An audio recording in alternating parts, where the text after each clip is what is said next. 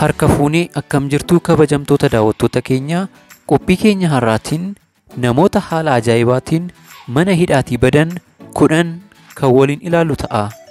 Turtii gaarii.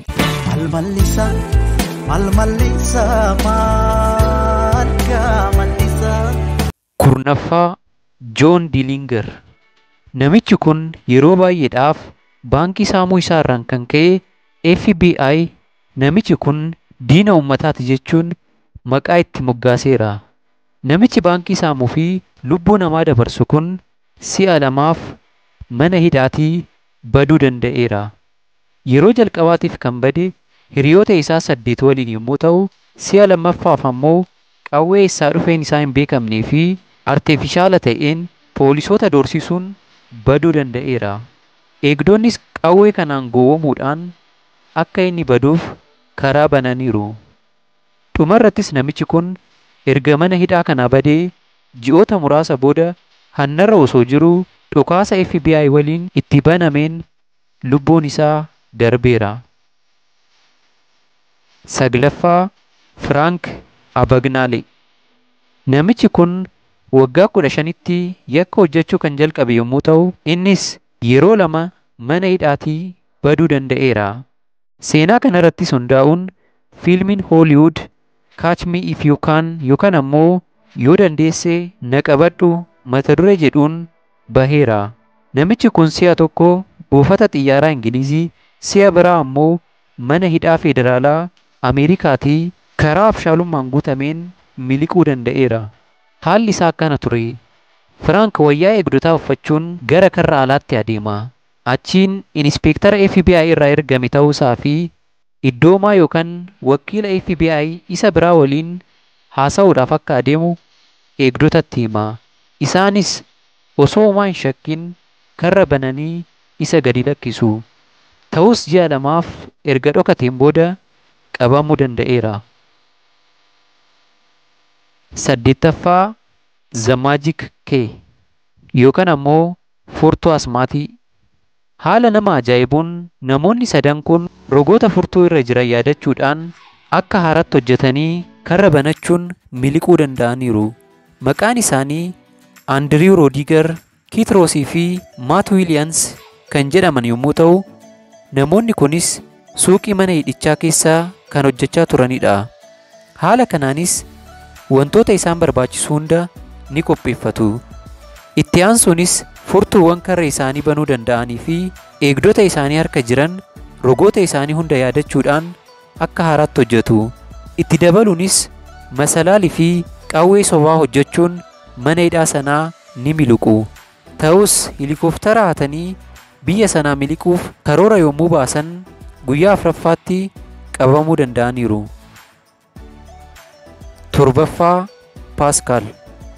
Hattuu fi ajjeesaa lammii Faransaay yommuu ta'u, addunyaa irratti beekamoo kan isa taasise ogummaawwan si'a 3f mana hidhaatii itti ba'ee kan qabudha. Haala inni itti miliqeen namni kamuu hanga har'aatti mana hidhaatii badee hin beeku. Seenichi akkana ture. Akka lakkoofsa Awurooppaatti bara 2001 helikooftara hiriyoota isaatiin xalafameen mana gubbaatti ol ba'uun baduu danda'eera. Itti aansuun bara 2003 mana hidhaa sanatti deebi'uun namoota 3 mana hidhaa sanaa baasuu danda'eera. Bara 2005 ammoo konkolaataa xalafuuf yommuu yaalan balaa gaheen lubbuun poolisii tokkoo waan darbeef qabamuudhaan waggaa 30f itti faradameera. Irra deebiin namichi kun bara 2007 hiriyoota isaa helikooftara xalafsiisuun haaluma wal fakkaatuun mana hidhaa sanaa helikooftara kanaan fudhatamee miliquu danda'eera. Haa ta'u malee namichi kun dhumarratti Speen keessatti qabamuu danda'eera. 6ffaa El Chapo yookaan ammoo gooftaa qoricha nama adochuu. Namichi lammii Meeksikoo qoricha nama adochan daldaluudhaan beekamu kun mana hidhaatii yeroo 2 miliqeera. Yeroo jalqabaaf bara 2001 ture kan miliqe. Jalqaba irratti sababa qoricha nama adochuu gurguruun kan hidhame yommuu ta'u, erga mana hidhaa seeneen booda namoota achi jiraniif malaammaltummaa kennuu jalqaba. Eegdonnis maashinii wayyaa ittiin miiccan keessa kaa'uun achii isa baasaniiru. Ergasiin booda namichi kun waggoota 13f osoo hin qabamin hafa. Isa booda bara 2014 qabamuu danda'eera. Inni garuu ji'oota 17 booda holqa mana fincaanii isaa jalaan qotame keessa darbuun achii ba'uu danda'eera. Holqi sunis maayilii 1 dheerata ture. Yeroo sanatti miidiyaa hawaasummaa irratti baay'ee beekamuu danda'eera. Ta'us bara 2016 deebi'ee hidhamuudhaan hanga har'aatti mana hidhaa sana jira. Shanaffaa Choi Gaap yookaan ammoo namicha dadacha'aa. Namichi lammii kibba Kooriyaa ta'e kun bara 2012 yakka saamuutiin shakkamuun ni hidhama. Choi hojiin isaa leenjisaa yoogaa ispoortii yommuu ta'u, mana hidhaas kan ture guyyoota 5 qofa ture. Sababni isaas namichi kun haala ajaa'ibaan dadacha'uudhaan mana hidhaa kanaa waan ba'eefi. Inchi 5.9 kan dheeratuu fi inchi 17.7 kan bal'atu ulaa nyaata ittiin kennamuuf irraan ba'uu danda'eera. Ulaa kanas sekoondii 34 keessatti akka hulluuqe irra gahameera. Ta'us namichi kun guyyaa 6 booda qabamuu danda'eera. Afraffaa TJ Leen. Akka lakkoofsa Awurooppaatti bara 2012 namichi yeroo sanatti waggaa 17 ta'e kun mana barumsaa sadarkaa lammaffaa tokko keessatti dhukaasa bana. Kanaanis namoota baay'eerra balaa waan ga'eef mana hidhaa seena. Inni garuu waggaa 3 booda miliquu danda'eera. Hiriyoota isaa 2 waliin irbaata erga nyaataniin booda dallaarraan utaaluun gara bosonaatti fiiganii ni badu. Ta'us hundi isaaniiyyuu guyyaa tokko keessatti qabamanii gara mana hidhaa olaanaa Ohio jedhamutti geeffamaniiru. Ta'us seenaa mana hidhaatii baduu keessatti mana hidhaa guddaadhaa baduu isaaniitiin beekamoo ta'uu danda'eera. Sadaffaa The Texas 7. Joosef Kiristoofer Gaarshiyaan hiriyoota isaa 7 waliin ta'anii hojjettoota 9 fi waardiyyoota 4 ukkaamsanii qabachuudhaan wayyaa isaanii uffatanii baduudhaaf ni karoorsu. Karoorsanis hin hafne. Hojjettoota 9 fi eegdota 4 qabachuun mana tokkotti isaan galchanii wayyaa isaanii uffachuudhaan konkolaataa oddoo sana keessatti argatan kaafatanii mana hidhaa sanaa miliqaniiru. Ta'us dhumni isaanii hin bareedne ture. Namoonni 3 dhukaasa poolisootaatiin yommuu du'an, inni tokko ammoo of ajjeesuu danda'eera. Namoota hafan 3 ammoo du'aan akka adabaman itti murteeffameera. Lammaffaa Roonaald Silvaa. Bara 2012 namichi kun sababa daldala qoricha nama adoochuutiin Biraazil keessatti ni hidhama. Innis haadha manaa isaa waliin karoora ittiin miliqu tokko ni mari'atu.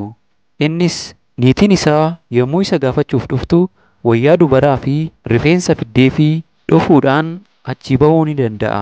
Haa ta'u malee namichi carraa hin qabne kun karra bira darbee yommuu konkolaataa seenuuf jedhu poolisiin tokko isa shakkuudhaan hoggasuma qabamuu danda'eera.